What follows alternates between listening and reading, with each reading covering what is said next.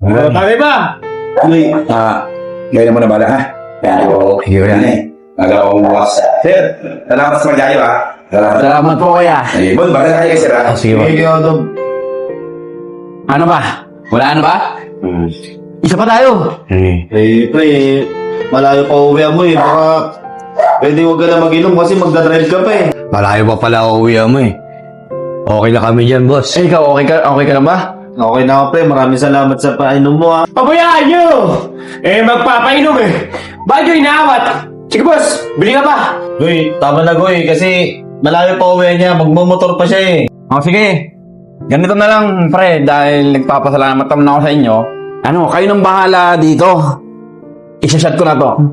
Di wag na. Wag na. Kunin nyo na. Binibigay naman ni boss eh. Boss, salamat Ay, maraming salamat. Una na ako rito, ha. Bun, tawagin mo si boss, nahulog yung wallet niya.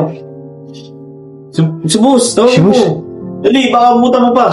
Sige, punta ako dun. Tama. Akin yan. Bon. Pabayaan mo na si boss. Bakit, boy? Pabayaan mo na si boss.